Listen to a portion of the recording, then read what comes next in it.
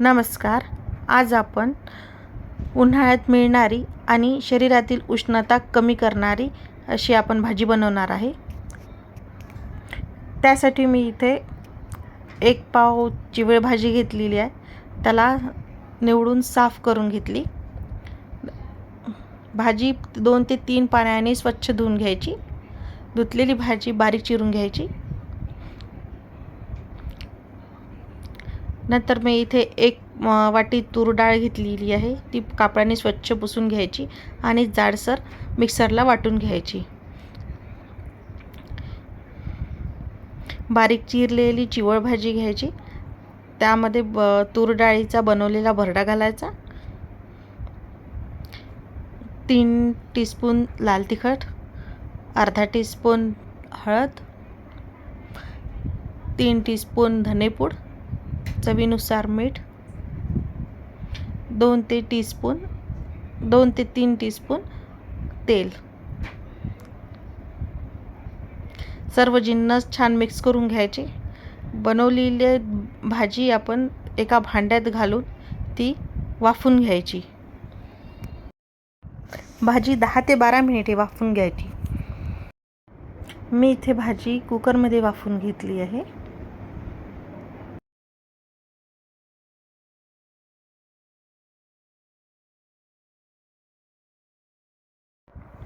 एका कढईमध्ये फोडणी करता तेल घालायचं. त्यामध्ये जिरे तडतडायला लागले की त्यामध्ये 5 ते 6 लाल मिरची, आलं लसूण पेस्ट,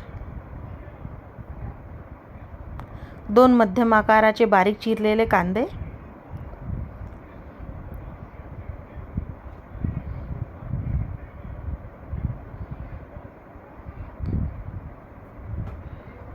एक टीस्पून लाल तिखट, अर्धा टीस्पून हळद, 1 टीस्पून धनेपूड, अर्धा टीस्पून जिरेपूड आणि चवीनुसार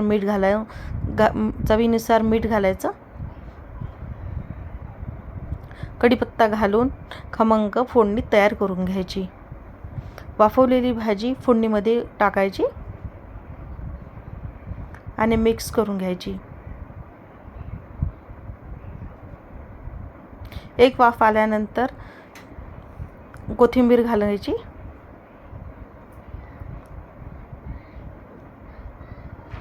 तयार आहे मस्त गरमागरम अशी चिवळीची भाजी. ही भाजी खायला खूप छान लागते. माझी रेसिपी थोडी जरी आवडली असेल तर माझ्या चॅनलला लाईक, शेअर, कमेंट आणि सबस्क्राईब करा. थँक्यू.